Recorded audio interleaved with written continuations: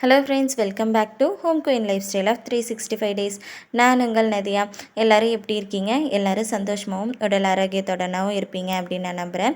இன்றைக்கி நம்ம vlog video தான் உங்களோட நான் ஷேர் பண்ணியிருக்கேன். எப்போ பாரு டிப்ஸ் வீடியோவே போட்டுட்ருக்கோம் அப்படின்னு எனக்கு தோணுச்சு. ஸோ அதனால் விலாக் வீடியோ உங்களோட நான் ஷேர் பண்ணிக்கலாம் அப்படின்னு சொல்லிட்டு தான் காலையில் எப்பவும் போல் டே இயர்லியராகவே ஸ்டார்ட் ஆயிடுச்சு. ஒரு 5 o'clock டே ஸ்டார்ட் பண்ணோம் அப்படின்னா தான் அந்த அன்றைக்கி நம்மளை பீஸ்ஃபுல்லாக வேலை செஞ்ச மாதிரி இருக்கும். குழந்தைங்கள்லாம் ஸ்கூலுக்கு கிளம்பும்போது ஹர்ரி பர்ரியாக வேலை செய்கிற மாதிரி இருக்கும். அதனால் கொஞ்சம் சீக்கிரமாக எழுந்திரிச்சிட்டோம் அப்படின்னா கடகடன்னு வேலையாயிருன்னா பார்த்துக்கங்களேன். அதனாலேயே கொஞ்சம் சீக்கிரமாகவே எழுந்திரிச்சு வேலையை ஸ்டார்ட் பண்ணிடுவேன். இன்றைக்கி பார்த்திங்கன்னா சாப்பாடு கத்திரிக்காய் வணக்கிட்டு ரசம் வச்சுக்கலாம். குழந்தைங்களுக்கு காளானை அப்படியே வணக்கி கொடுத்துட்டோம். வணக்கி அதில் சாப்பாடை போட்டு கிளறி கொடுத்துட்டோம் அப்படின்னா சாப்பிட்டுப்பாங்க. அப்படி தான் ரெடி பண்ணிடலாம் அப்படின்னு சொல்லிட்டு ரெடி பண்ணிகிட்ருக்கேன். என்ன மாதிரி யார் யாரெல்லாம் காலையில் இயர்லியராகவே டே ஸ்டார்ட் பண்ணுவீங்க அப்படின்னு சொல்லிட்டு கண்டிப்பாக கமெண்டில் ஷேர் பண்ணுங்கள். சாப்பாடை உல வச்சு விட்டுட்டு அதுக்கப்புறமா தக்காளி ரசத்துக்கு வேக போட்டிருந்தேன்.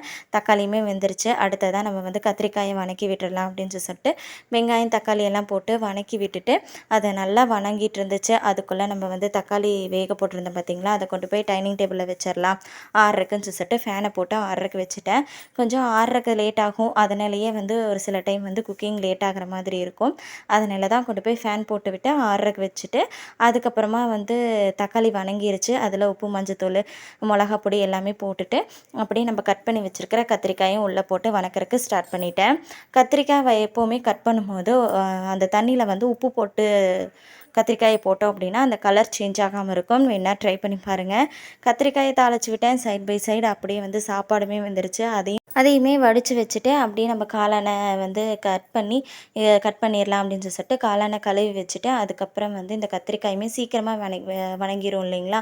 கத்திரிக்காய்க்கு தேங்காய் துருவி போட்டு அதையுமே மாற்றி போட்டுட்டேன். எப்போவுமே நம்ம காயெல்லாம் செய்கிறோம் அப்படின்னா பொரியல் எல்லாமே செய்கிறதுக்கு நம்ம தேங்காய் துருவி போடுவோம்.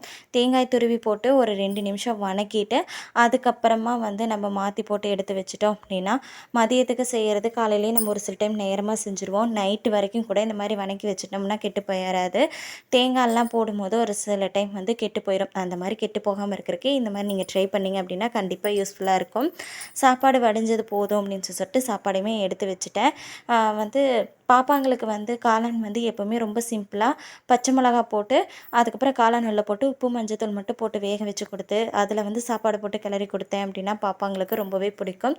அதனால் அப்படி வணக்கி விட்டுட்டு அதுக்கப்புறமா வெங்காயம் ஃப்ரிட்ஜிலேருந்து எடுத்துகிட்டு நான் வெங்காயத்தையுமே வணக்கிறதுக்கு ஸ்டார்ட் பண்ணிட்டேன். புதினா சட்னிக்கு சின்ன வெங்காயம் போட்டு செஞ்சோம் அப்படின்னா செம்ம டேஸ்ட்டாக இருக்கும். இன்றைக்கி மதிய லஞ்சுக்கு நாங்கள் எல்லாருமே வெளியே போகிறோம். அதனால் எங்கள் மாமனார் மாமியாருக்கு மட்டும்தான் மதிய லஞ்சு ரெடி பண்ணியிருக்கேன். எங்கே போகிறேன் அப்படிங்கிறத வீடியோ இடையில நான் உங்களோட ஷேர் பண்ணிக்கிறேன். வெங்காயம் மிளகா வரமல்லி எல்லாம் போட்டு வணக்கிட்டேன். அது ஒரு தட்டில் மாற்றிட்டு அதுக்கப்புறமா நல்லா வாஷ் பண்ணி வச்சுருக்கேன் புதினா தலையும் எடுத்து கடாயில் போட்டு நல்லா வணக்கறக்கு வச்சுட்டேன். சைட் பை சைடு அப்படியே இட்லியுமே ஊற்றி வச்சுட்டேங்க. குழந்தைங்களுக்கு இட்லியும் புதினா சட்னியும் கொடுத்துட்டேன் அப்படின்னா அருமையாக சாப்பிட்டுப்பாங்க. எங்கள் மாமனார் மாமியாருக்கு தான் பிடிக்காது. அவங்களுக்கு தான் கத்திரிக்காயை வணக்கிட்டேன். அவங்க அதை சாப்பிட்டுன்னு சொல்லிட்டு அவசர அவசரமாக புதினா சட்னி ரெடி பண்ணுற மாதிரி ஆயிடுச்சு. குழந்தைங்க எந்திரிச்சு வந்துட்டாங்க.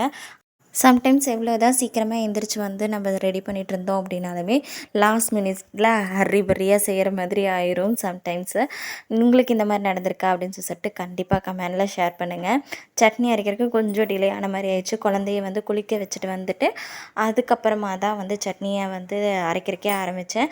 சட்னி அரைச்சிட்டு அதே மிக்ஸி ஜார்லேயே அப்படியே தாளிச்சும் ஊற்றிட்டேன். என்ன மாதிரி யார் யாரெல்லாம் வேலையை மிச்சப்படுத்துகிறேன்னு சொல்லிட்டு இந்த மாதிரி மிக்ஸி ஜார்லேயே தாளிச்சு ஊற்றி அப்படியே பரிமாறி இருக்கீங்க அப்படின்னு சொல்லிட்டு கண்டிப்பாக கமெண்டில் ஷேர் பண்ணுங்கள்.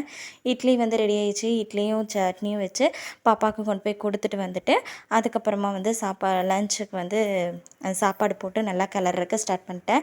ஃபஸ்ட்டே சாப்பாடு போட்டு ஆறுறக்கு விட்டுருந்தேன். அதுக்கப்புறமா தான் கொஞ்சம் நேரம் கழித்து தான் கிளறக்க ஆரம்பித்தேன். அப்போனா தான் உதிரி உதிரியாக இருக்கும். இல்லை அப்படின்னா ஒரு மாதிரி கொலன்னு ஆகிடும். அப்புறம் அதுக்குமே என்னம்மா இப்படி இருக்கு அப்படின்னு சொல்லிட்டு பாப்பாவும் தம்பியும் கேட்பாங்க. அதனாலேயே அந்த மாதிரி கொஞ்சம் நேரம் ஆறுற விட்டு அதுக்கப்புறமா கிளறக்க ஆரம்பித்தேன்.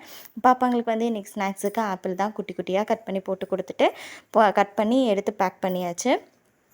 சாப்பாடு எல்லாமே tiffin box, snacks box, water bottle எல்லாத்தையும் எடுத்து பேக் பண்ணி பேக்கில் எடுத்து வச்சுட்டு அதுக்கப்புறமா தான் தம்பிக்கு வந்து ஊட்டுறக்கே போனேன். அவன் வந்து ரெடி ஆகிட்டான். ஆனால் வந்து அவங்க அப்பா கிட்ட வந்து சாப்பிட்டுக்க மாட்டேன் அப்படின்னு சொல்லிட்டான். சரி நானே ஊட்டுறேன் அப்படின்னு சொல்லிட்டு வந்து அப்புறம் ஊட்டும் போது மூஞ்சி தூக்கி வச்சுக்கிட்டே இருந்தான். ஒரு வழியாக சமாதானப்படுத்தி ஊட்டி விட்டு அதுக்கப்புறமா தான் ஸ்கூலுக்கு கூட்டிகிட்டு போனேன்.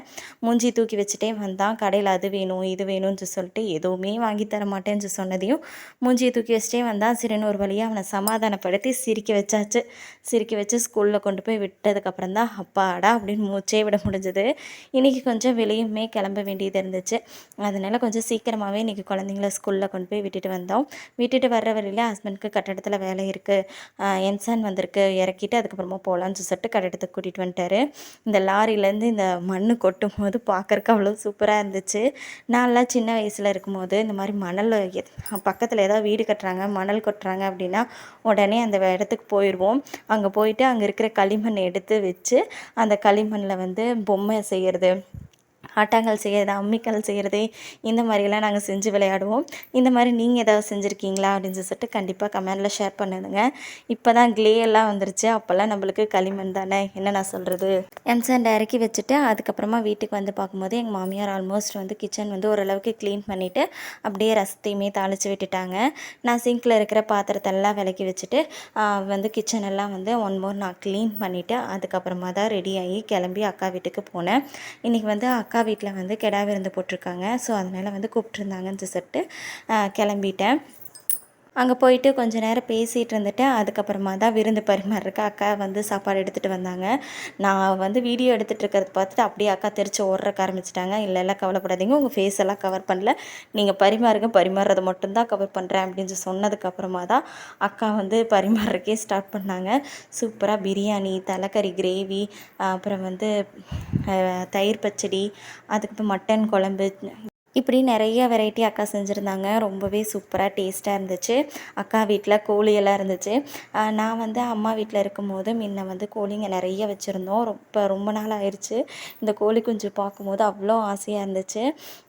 என்ன தான் சொல்லுங்கள், நம்மளுடைய ஃபேமிலி மெம்பர்ஸோடனா போகும்போது அது ஒரு தனி சந்தோஷம் வரும். என்ன தான் ஹஸ்பண்ட் ஃபேமிலியில் நிறைய பேர் இருந்தாலுமே நம்ம ஃபேமிலி மெம்பர்ஸ் வந்தாங்க அப்படின்னா அதில் ஒரு தனி சந்தோஷம் இருக்குது இல்லைங்களா. நம்ம சைட் போகிறோம் அப்படின்னா அது ஒரு தனி குஷி வந்துடுது. உண்மை அப்படின்னா கண்டிப்பாக அதை வந்து கமெண்டில் ஷேர் பண்ணுங்கள். அக்கா வந்து நிறைய செடிங்கள்லாம் வச்சுருந்தா எல்லாத்தையும் பார்த்துட்டு அப்படியே கொஞ்சம் நேரம் பேசிகிட்டு இருந்துட்டு சாப்பிட்டு அப்படியே கிளம்பிட்டோம். கிளம்பி வந்து வீட்டுக்கு வரும்போது ஒரு 3:00 மேலே ஆயிடுச்சு. குட்டீஸுங்கிட்ட நான் சொல்லவே இல்லை இந்த மாதிரி போகிறேன்னு சொல்லிட்டு. அப்படி சொல்லியிருந்தேன், தம்பி வந்து ஒரே அழுத ஆர்ப்பாட்டம் பண்ணியிருப்பான். நான் வர்றேன், நான் ஸ்கூலுக்கு போகலன்னு சொல்லிட்டு. நெக்ஸ்ட் டேவும் இந்த மாதிரி ஸ்கூலுக்கு போக மாட்டான். அதனால் வீட்டுக்கு வந்து அவசர அவசரமாக மறுபடியும் ட்ரெஸ் சேஞ்ச் பண்ணி, நான் இப்படி ஒரு இடத்துக்கு போனதே தெரியாத அளவுக்கு நார்மலாக எப்பவும் போல் ட்ரெஸ் சேஞ்ச் பண்ணி ரெடி ஆகி அதுக்கப்புறமா தான் குழந்தைங்கள போய் கூட்டிகிட்டு வரக்கு போனேன். என்ன மாதிரி யார் யாரெல்லாம் குழந்தைங்கிட்ட சொல்லாமல் வெளியே போயிட்டு வந்து குழந்தைங்கிட்ட மாட்டியிருக்கீங்க அப்படின்னு சொல்லிட்டு கண்டிப்பாக கமெண்டில் ஷேர் பண்ணுங்கள். தம்பி வந்து கண்டுக்க மாட்டான், அவனால் கெஸ் பண்ண முடியாது. ஆனால் பாப்பா வந்து எப்போ நான் வெளியே போயிட்டு வந்தேன் அப்படின்னாலுமே, சொல்லாமல் போயிட்டு வந்தேன் அப்படின்னாலே கண்டுபிடிச்சிருவா. இந்த மாதிரி உங்கள் வீட்டில் புத்திசாலி யார் அப்படிங்கிறத கண்டிப்பாக கமெண்டில் ஷேர் பண்ணுங்கள். கண்டிப்பாக உங்களுக்கு இந்த வீடியோ பிடிச்சிருக்கும் அப்படின்னு நான் நினைக்கிறேன். பிடிச்சிருக்கு அப்படின்னா ஒரே ஒரு லைக் பண்ணிட்டு கமெண்ட் பண்ணுங்கள். அப்புறம் அப்படியே மறக்காமல் சப்ஸ்கிரைப் பண்ணிடுங்க. தேங்க்ஸ் ஃபார் வாட்சிங்.